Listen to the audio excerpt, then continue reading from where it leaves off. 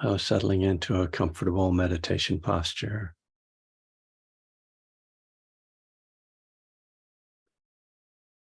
You see some people are more comfortable turning off their camera, which is a very reasonable thing to do. Um, I'm not going to be staring at you in any case, although I might give a glance now and then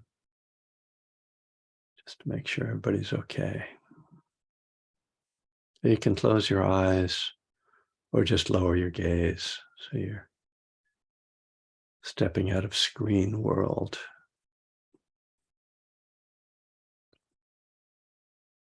And just start by doing a brief kind of scan of the body, or just kind of feeling yourself sitting. How are you situated? Are you comfortable? Just feeling the breath moving in the body.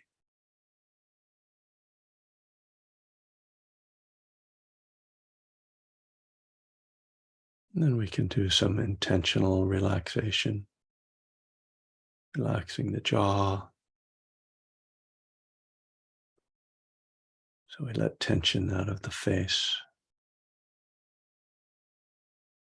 releasing the shoulders,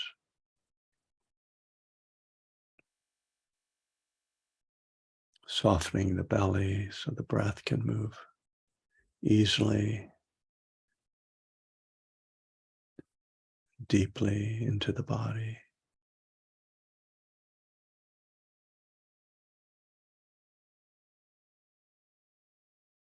So if your feet are on the floor, you might just feel that connection.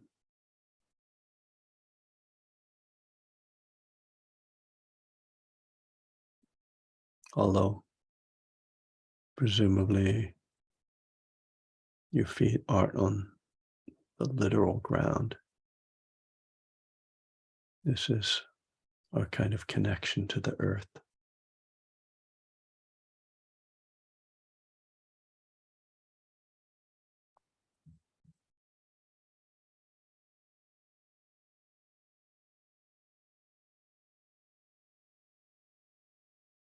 And at this opening or beginning of a period of meditation, I think it's helpful just to acknowledge whatever's going on for you right now. If there's any emotional energy or strong sensations, any sort of troubling thoughts, or maybe not obsessive thoughts, but just repetitive. What have you been thinking about today? There's this kind of survey to acknowledge this is where I'm starting.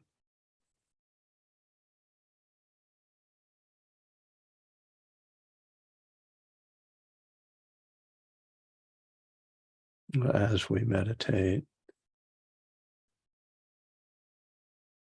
all of this is likely to change. The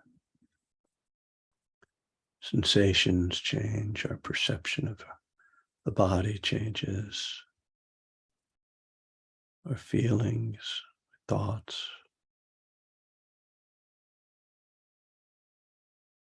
But just to start with the kind of baseline, what's happening. That can be helpful then at the end of a sitting to check and see if you're more comfortable mentally, emotionally, physically. There's no guarantee, but very often there is this positive movement in these areas. We simply feel better after we meditate.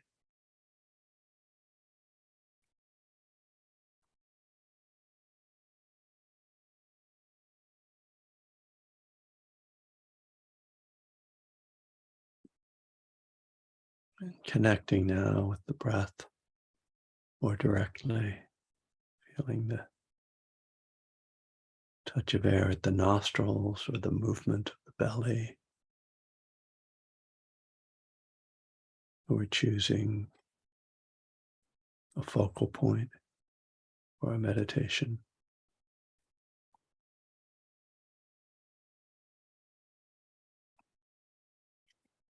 The mind may wander from that focal point, but we just continuously bring it back there whenever we notice.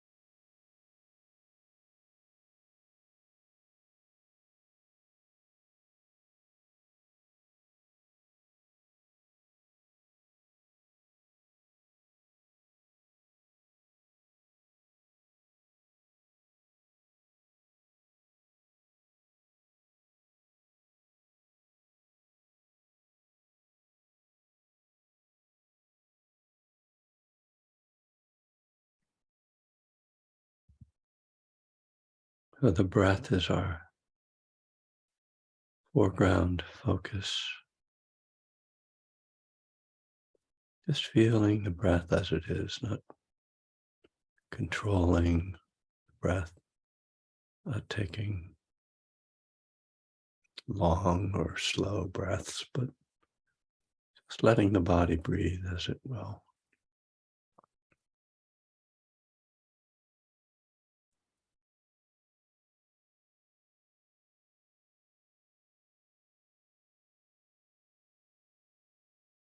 And once we have a fairly clear connection with the breath, we can open up a bit to feel into the body, more broad body awareness, even as the breath remains in the foreground.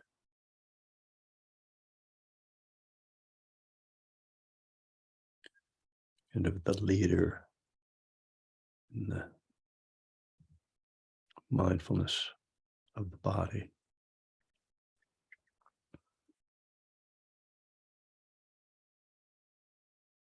So this broader awareness helps us to kind of keep an eye on the ways that the attention wanders.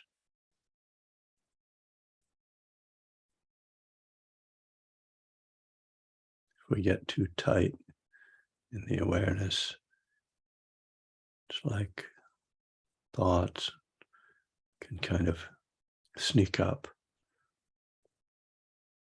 out of the blind spots.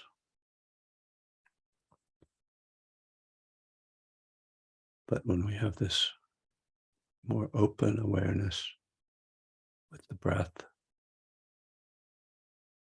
then we tend to notice the wandering. Not that we have to snatch at it or try to have some quick response to a thought happening. Just, there's a thought. Okay. Just stay with the breath. Let the thought come, let it go.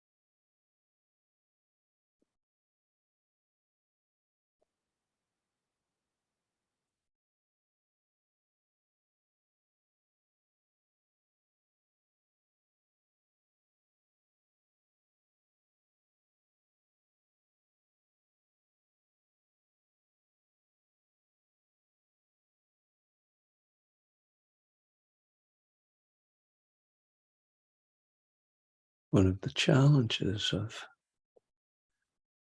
mindfulness meditation is that as our awareness becomes more attuned and subtle, we pick up more subtle forms of agitation or anxiety, sadness, irritation, resistance.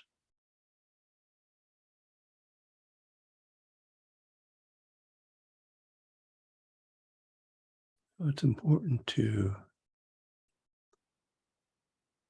also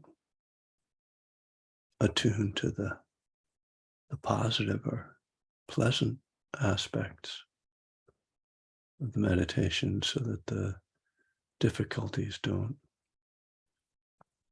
become kind of dominant in the mind.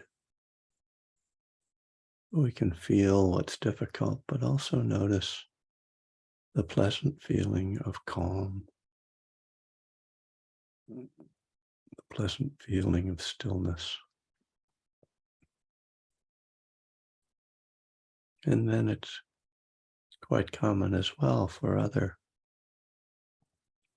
more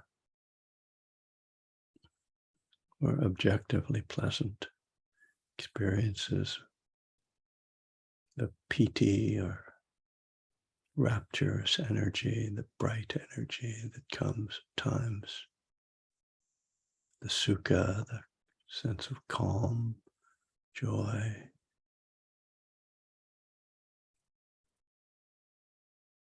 and just the feeling of spaciousness or openness of the mind.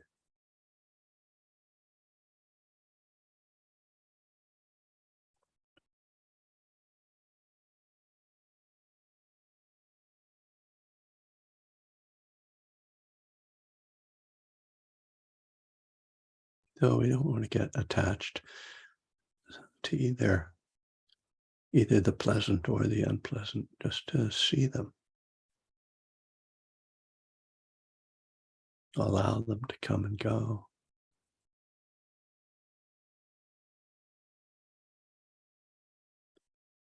And the more we attune to the awareness itself, the more balance comes to the mind.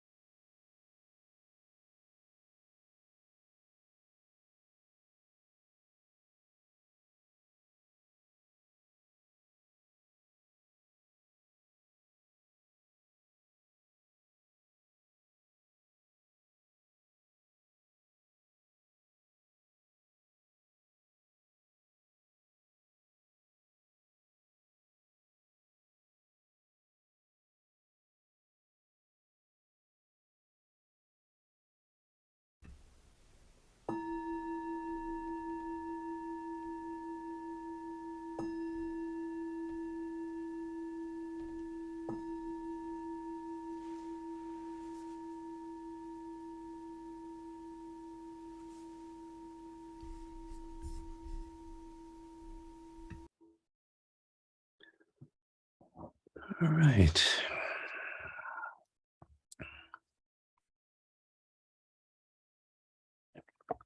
One of the the questions as a meditation teacher, as guiding meditation, and I know there's several meditation teachers here, people who have some experience with that. One of the questions, that I ask myself is how universal my own experience is. And it's actually, so, you try to kind of guide people based on your experience of like, what's it like to meditate? I mean, there's instructions, like there's the mechanics of meditation, but then, the subtleties of it, as you guys know, don't really fit with the mechanics. That the mechanics aren't enough is probably what I should say.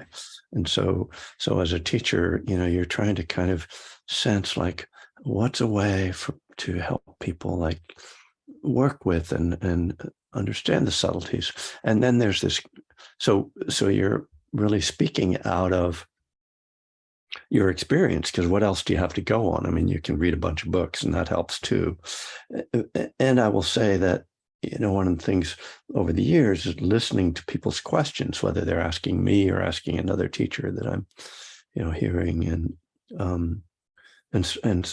as well as listening to other teachers and sort of trying to put together a sense of how to frame the experience.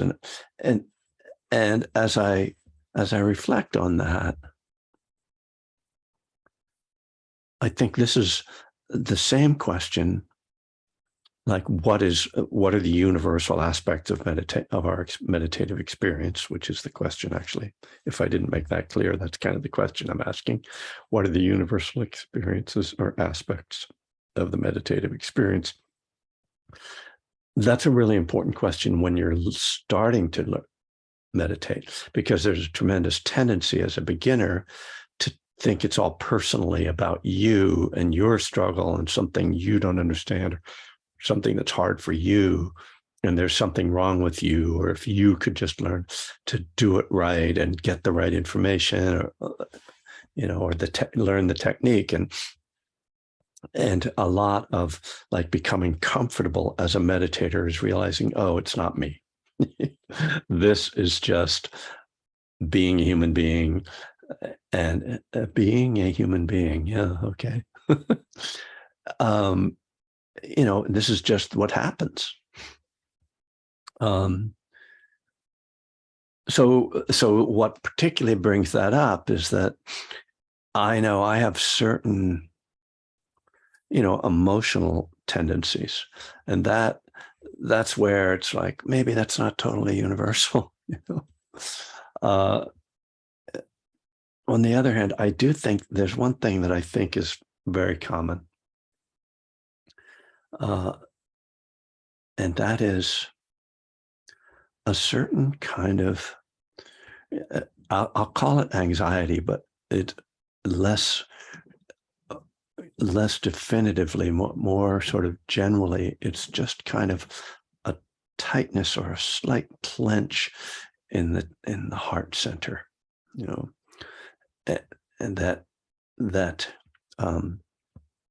when I was talking about during the guided meditation, talking about how as the mind becomes more subtle, as the attention becomes more subtle, you start to pick up more subtle obstructions, right?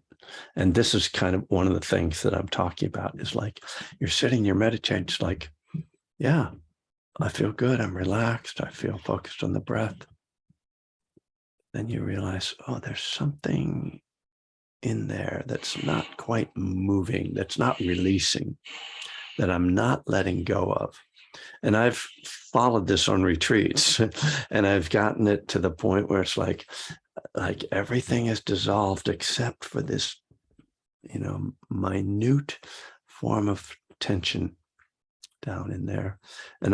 And I've decided that that's the obstruction to enlightenment. Probably not, but it's a good, maybe, but it feels like that when I felt like I'm letting go of everything, but there's something, my mind is really clear, like 2 weeks, 3 weeks into a retreat, everything is really sharp, but there's just one thing that won't release. Oh, I don't know if that's universal, but I think something like that is universal, because out of that, I think, comes it's kind of like the root of clinging, and both clinging and aversion. It's almost like the seed out of which all our mental, greed, hatred, and delusion arise. This is very theoretical in a way, it's very real in the terms of the felt experience, but in terms of my interpretation of it, it's very, very theoretical. But it's what I have to share here. So, as you guys, most of whom now have been with me for a while, know that I have this interest in like trying to get at the really felt experience, and definitely to keep out of trying to be being too abstract. It's easy to fall into abstractions with spiritual teachings and really lose connection to the felt experience, and not necessarily,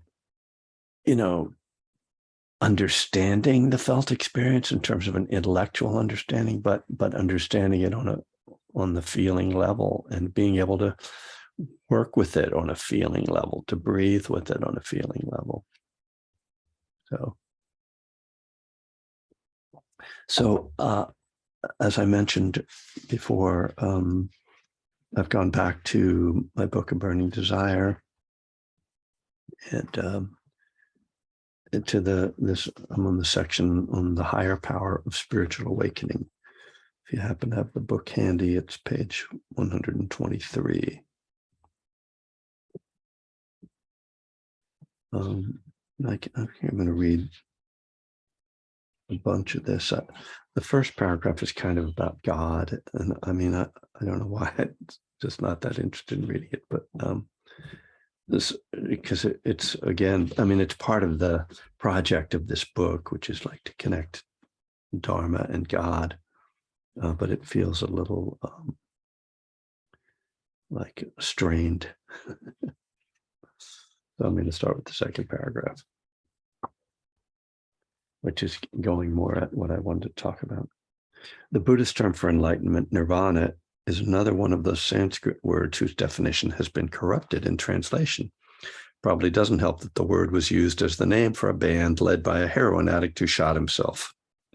Indeed, in the West, nirvana has been associated with blissed out drug states. It's also thought of as a place like heaven. However, neither of these comes anywhere close to the way the Buddha defined it. The Buddha talked about nirvana, nibbana in Pali, as being like a fire that's gone out. According to Thanissaro Bhikkhu, a Buddhist monk and scholar, for an Indian of the time, this would be, quote, a metaphorical lesson in how freedom could be attained by letting go, unquote. Because Indian physics viewed fire as clinging to its fuel. This then gives us the easiest way to understand nirvana, letting go. The 12 steps too are about letting go. First, we let go of our addictions, then we work at letting go of our character defects. I'd say we're probably letting go of other things too. And so I want to actually just take a quick side trip into something that I'm not sure where I read about this, or that triggered this idea that, the Buddha, when the Buddha talks about different kinds of freedom, peace, happiness, enlightenment, he talks about cooling. So he uses the image of fire as kind of like the fires of greed, hatred, and delusion. And then nirvana is like the fire goes out, right? And what's been pointed out is that the Buddha lived in a very hot country. And so coolness was a very pleasing idea for him.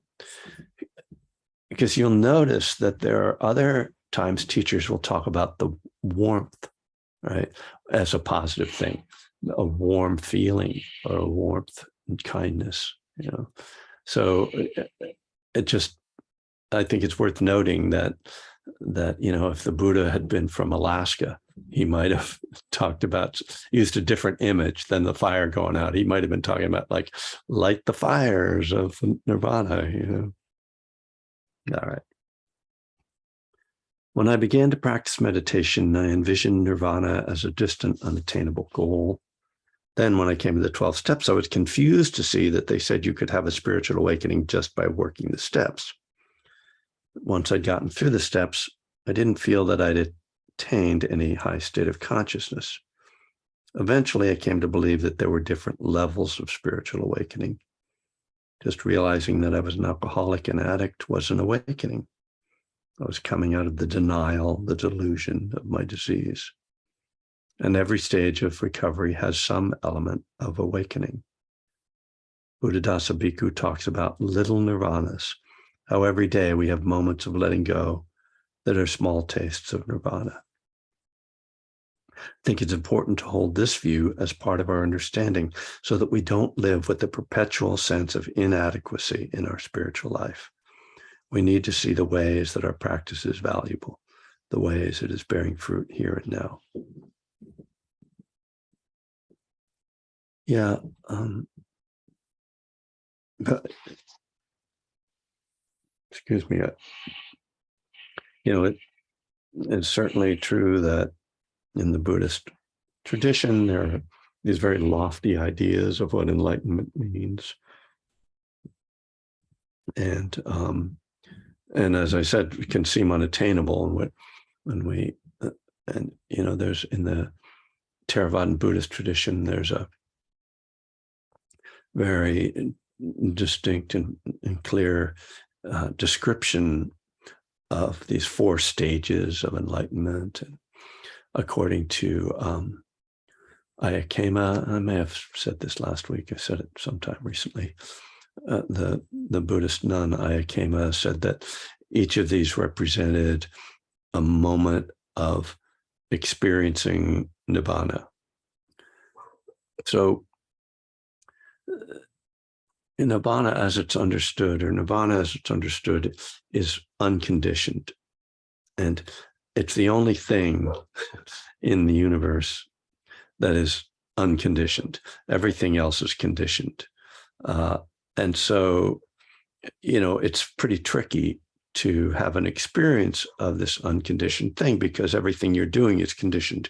Your meditation, your concentration, your mind, your emotions, all of that is conditioned. And Olive is on a tear out there. I don't know how much of that's coming through. And so the tricky thing is that you have to work with the conditioned mind and the conditioned experience in order to get to a place to break through to experiencing the unconditioned. And that's what meditation is meant to do. As we get quieter and quieter in meditation, it's like the conditioning is quieting down. We can think about it in that way. Because your thoughts especially are things that are conditioned and they come out of your conditioning. And I know this, I'm sort of overusing the word conditioning, but because it's the contrast to the unconditioned, it's really critical to understand that. So it's like the mind becomes focused on things that are less, there's like less conditioning sort of arising, so that there's more quiet and more stillness. And that quiet and stillness, when we aren't creating stuff, is inclining the mind toward being with that which is not created. So unconditioned means it's not created. And so we're kind of trying to stop creating things in the mind. and just be with being. And nonetheless, that being is also conditioned, but there's less stuff going on there. I don't know if I can say it's less conditioned, but I'm not sure. I think there's in a way kind of binary. It's like it's either conditioned or it isn't. But at the same time, there's like less and less going on until we can kind of, as they say, kind of pierce the veil or see through that, because it gets so quiet that it's like, oh, wait, there's something to touch here. And that, to me, that's what comes back to, I was talking about this place that feels like a little bit stuck in my heart, in the chest, like it's like the last thing that's obstructing or keeping you from seeing clearly, or seeing is just an image really for an experience, for being with, for resting in the unconditioned. So according to Ayakema, 4 times you experience this, and that that's full enlightenment, but according to this model, which comes out of Theravada Buddhism, is not just Ayakema's model. At each of those moments of touching the unconditioned, something becomes clear. And in that clarity, something is released. And so you're letting go of what are called the 10 fetters, which are basically, delusion, like ignorance, not understanding reality, clinging to self, doubt, craving, aversion. So, and I think we can come back to a parallel with recovery, and I think that the first step. I was talking about this with the group in Austin this weekend, that breakthrough into recovery, and in a particular version of that, which is the way it happened for me, and someone I was dialoguing with down there had the same experience, which was when I crossed over, when I let go of drinking and using, it was a sudden thing. I actually say, like, it seems to have happened while I was asleep, because it's like I went to sleep an alcoholic and I woke up and it was over. And that decision was made somewhere in there. But the parallel here is that it wasn't, through a clearly direct act of will, and it was a profound letting go that happened through, we can say, through insight, because the insight was, this is a problem, it doesn't work, I really am an alcoholic, there's no getting around the fact that, I can't control it. That whole sort of collection of realizations that came together and then somehow actually broke my craving and took it away. So that's very similar. In fact, I can't see any distinction between that and the description, particularly of stream entry, the first stage of enlightenment, that there's a seeing and an experience whereby you no longer believe in a separate self. It just can't penetrate you. Like, I no longer believe that I can drink or use. It's been wiped out. The belief that can work, that I can control it, that it's a functional thing to do, that it's an answer to anything.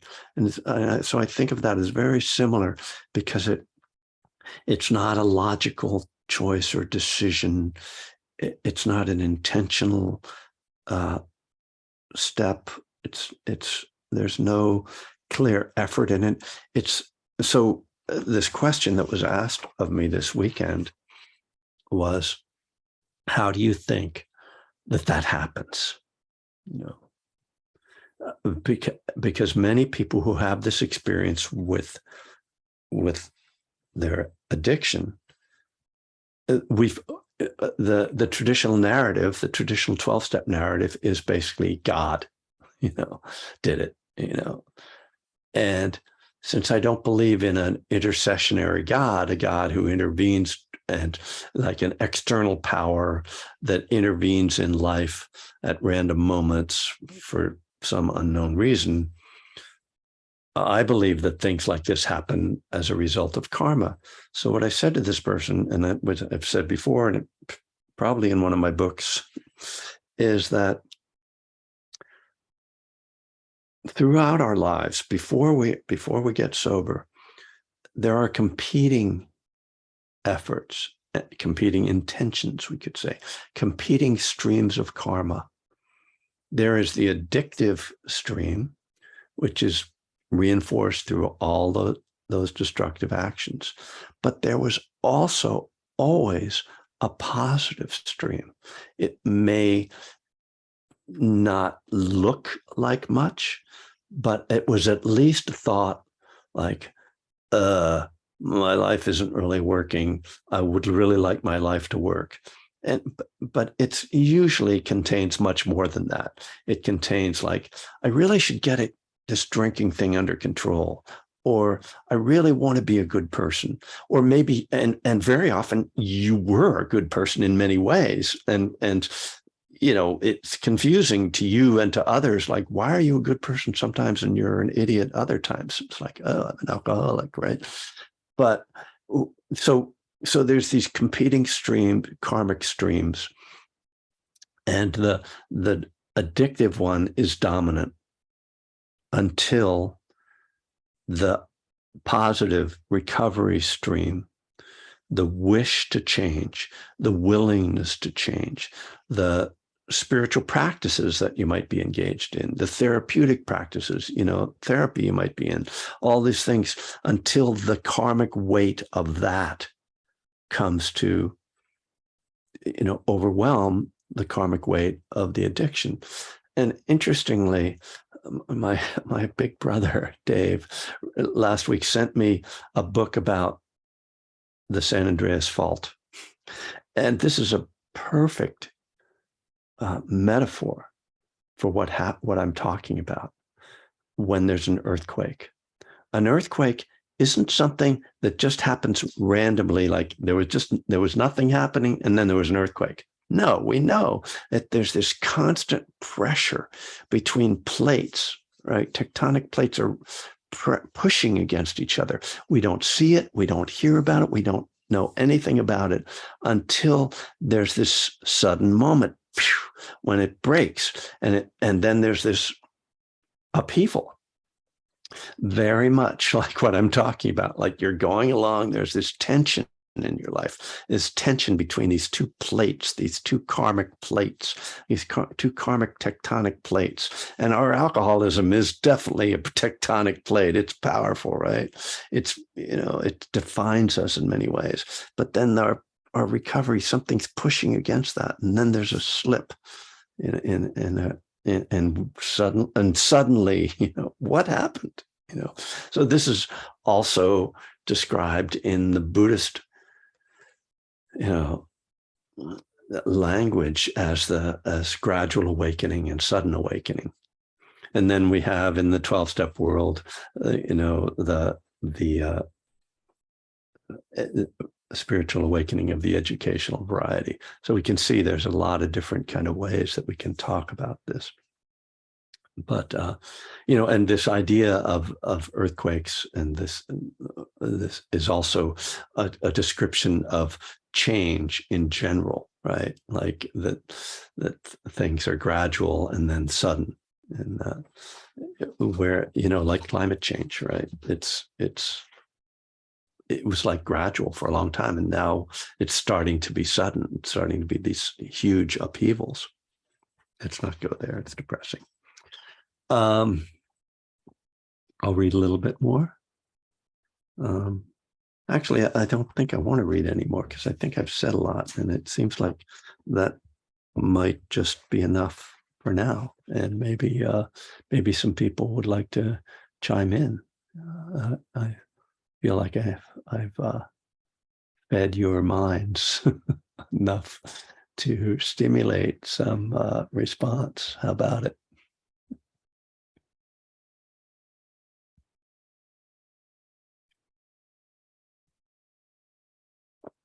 Do I see a hand up? Oh, Steve, hi. Good morning. Hi. Thank you for that talk.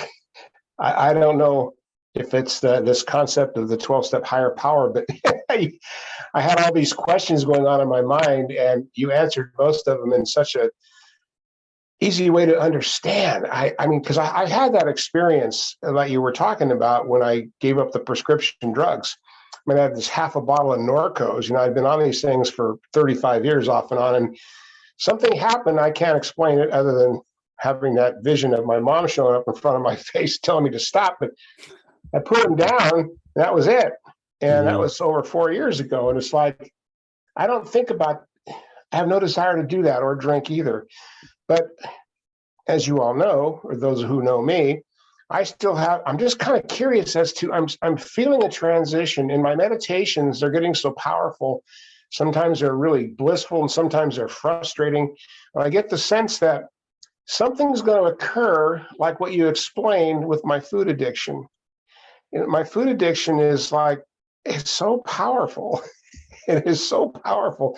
I love the metaphor of the earthquake, the tectonic plates, but I'm getting the sense that I'm starting to let go of a lot more stuff. I'm starting to have more willingness. I'm starting to be open to the fact that this is something I really want to do, and to give up that craving, that desire for that compulsive eating. And it's just amazing. I just said thank you so much for what you said. It made so much sense to me. So I don't know what you could add to it, but it was an amazing talk. I really loved it. Thanks, Steve. Yeah, and I also really want to acknowledge that it doesn't always work like this, that there is relapse, and sometimes multiple relapse. And there's also things like food and sex addiction, which are much less likely to suddenly be removed, that they tend to sort of present ongoing challenges. And so this is only one sort of model, and not meant to be taken as the universal one. So, Marina, hello. Hi. Hey. Hello, everybody. Are you still in Portugal, or? I am in Portugal. I'm freezing. Oh yeah, well. It's so funny, the idea of Portugal, but I'm in the mountains of Portugal. Yeah.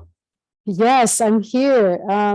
I don't know if I'm going to share, if it's going to make sense, but what I remembered while you were sharing or speaking is the spiritual awakening through the understanding of 12 steps never really.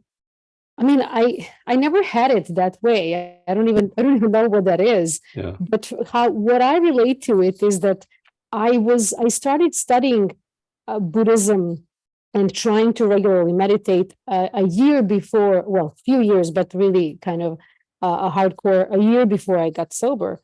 And I just could not accept this idea of renunciation. And to me, actually, renunciation was a spiritual awakening.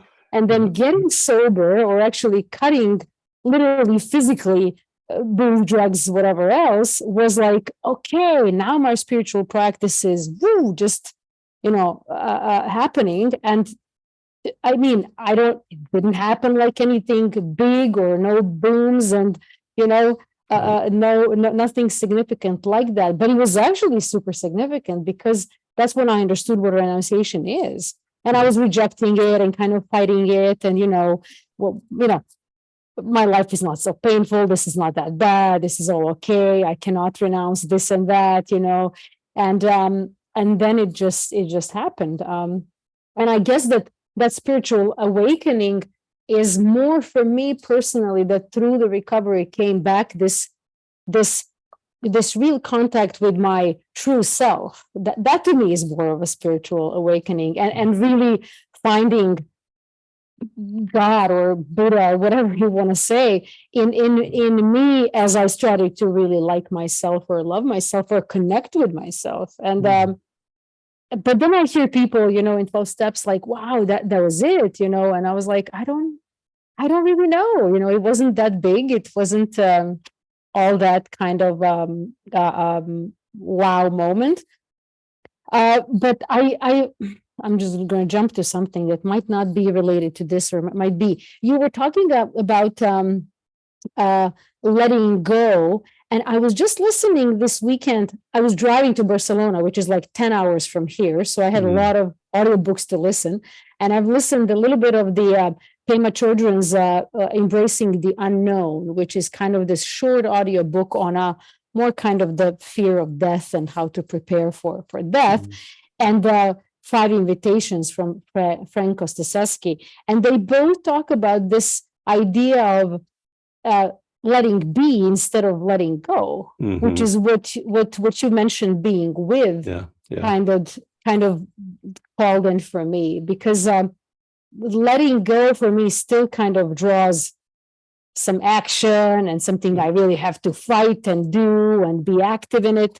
And actually just letting be what is actually being with, which I think came with the recovery, at least for me. Well, it's not pleasant.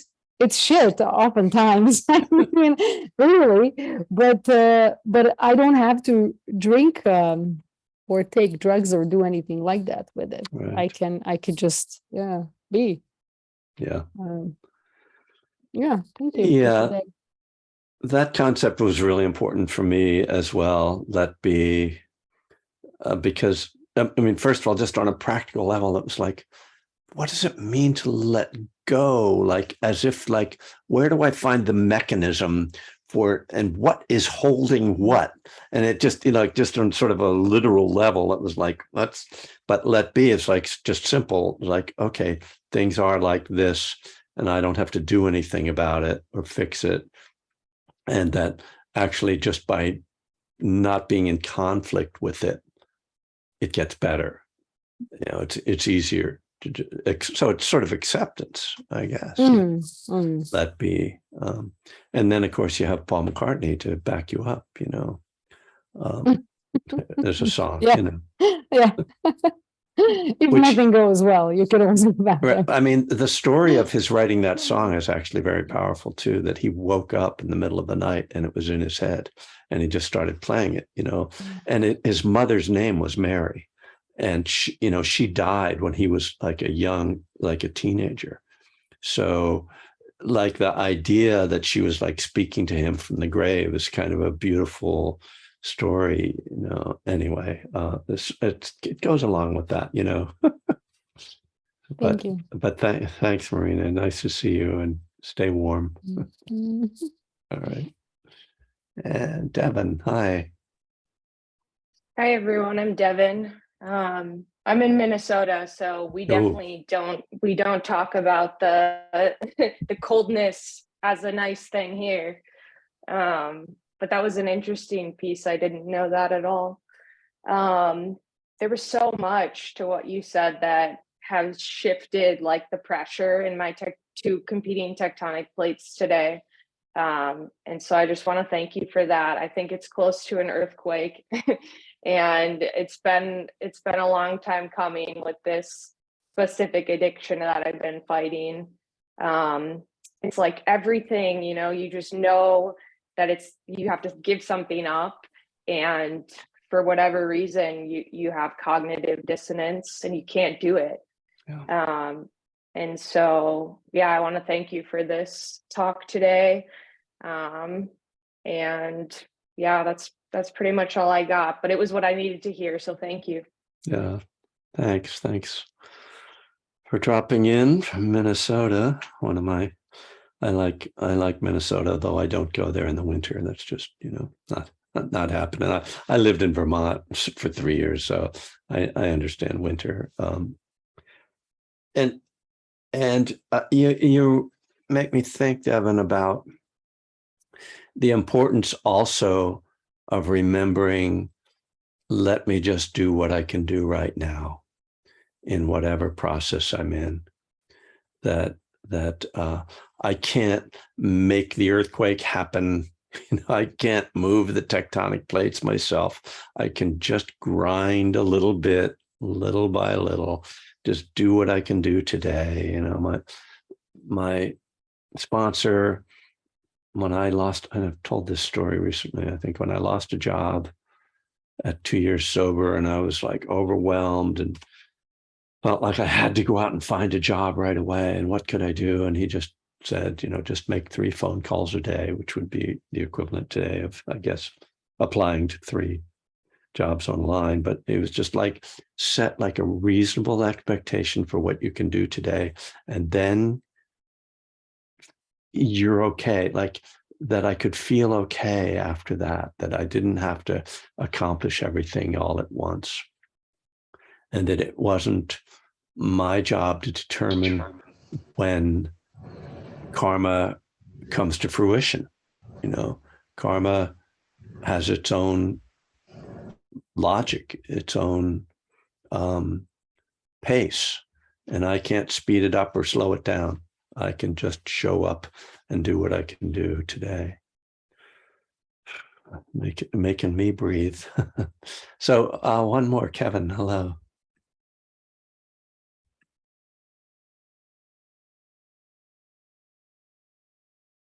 You need to unmute if you want to speak. How's that? Unmuted? That is good. Thank you. Okay. It dawned on me, dawned on me with the let it go, let it be, that is it possible that let it be is actually a pretty good definition of equanimity? Yeah. Yeah, no, exactly. That's right. Yeah. And interestingly, acceptance and equanimity are not exactly synonyms, but they're partners. So this whole process, yes, in 12-step world, I don't hear people use the term equanimity, but it's definitely what we're talking about. That's right, letting it be, because equanimity in the sort of definition in Buddhist terms is it's non-reactive. If when we encounter the pleasant, we don't react with desire. When we encounter the unpleasant, we don't react with aversion. So that's letting it be. Things are just how they are. I'm not freaking out. I'm just accepting them as they are. So that's a good connection to make. Thanks for the clarification. Oh, thank you. So that's very lovely to see everyone and to hang out and sit and talk about this stuff together. It helps me, and hope it helps you. I'll be back on Friday night on this regular Zoom. Coming up in December, I have a day-long retreat for Spirit Rock, which will be online. I'll say more about it in the coming weeks, but it's my yearly keep coming back a day long. It's kind of the end of the year day long where we kind of look back and look forward and don't drink or use in the past or in the future. Well, we can't do anything about the past. In any case, I'll remind you guys of it coming up. So thank you all. Let's see, for a topic to carry with us for the day. It sounds like let it be or let be. Acceptance is a good one, a perennial favorite. And so just to allow things to be as they are, and notice your tendency to want them to be different, and to let that be. All right.